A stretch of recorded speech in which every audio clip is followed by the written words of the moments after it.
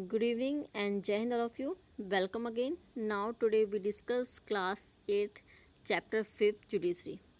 In this video we discuss the new topic of this chapter. Does everyone have access to the courts? So theoretically all citizens of India can access the courts in this country. In reality, access to courts has always been difficult for a vast majority of the poor in India. Legal procedures involve a lot of money and paperwork as well as take up a lot of time. For a poor person who cannot read and whose family depends on a daily wages, the idea of going to court to get justice often so remote. Reality में तो कहा जाता है कि क्या सभी लोग court तक पहुंच सकते हैं, बट ऐसा नहीं है बिकॉज इंडिया एक बहुत बड़ी कंट्री है. ऐसे में जो क्या कहते हैं, जो पुअर पर्सन है जिनके पास 2 टाइम का खाने के लिए खाना नहीं है, जिनको ये नहीं पता कि उनको इवनिंग तक खाना मिलेगा नहीं मिलेगा, ऐसे में उन लोगों का कोर्ट तक जाना इम्पॉसिबल है. बिकॉज अगर उनके साथ उनके राइट्स को एक्सप्लॉइट करा जाता है या उनके साथ डिस्क्रिमिनेशन होता है या उनके साथ कोई ऐसी गैर कानूनी चीज़ें होती हैं, तो शायद वो अपने राइट्स के लिए कोर्ट तक नहीं जा पाते, है ना. और इसके पीछे रीज़न भी है बिकॉज हमारा लीगल प्रोसीड्यूर है वो काफ़ी लंबा चौड़ा है और पेपर वर्क मनी बहुत वेस्ट होते हैं. ऐसे में जो for a poor person who can not read and whose family depends on a daily wages, the idea of going to get court to get justice often remote.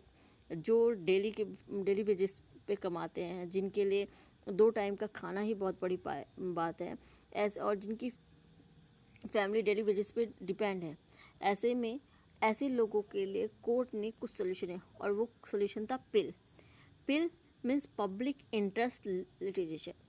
Is introduce by supreme court in the early 1980s, जिसको जनहित याचिका भी बोला जाता है. Public interest litigation यानी जो it allowed any individual or organization to file a appeal in the High Court or the Supreme Court on behalf of those whose rights were being violated.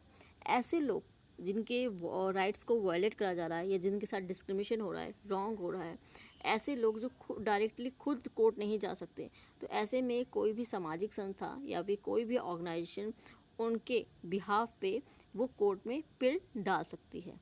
A letter of telegram addressed to the Supreme Court or the High Court could be treated as a pill.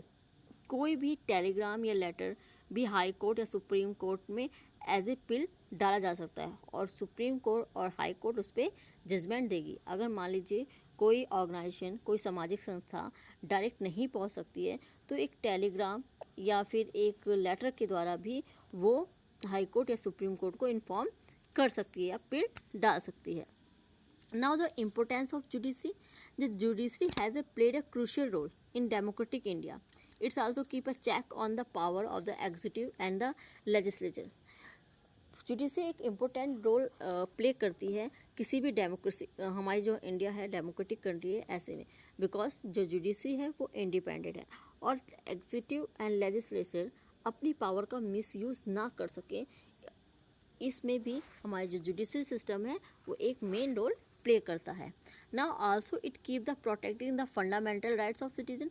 और सबसे most important चीज़ है कि हमारे जो judiciary system है वो individual हर citizen के fundamental rights को प्रोटेक्ट करता है और यही हमारे जुडिशरी सिस्टम की सबसे बेस्ट चीज़ है. Now thank you student. In next video we discuss other topic. Thank you. जय हिंद.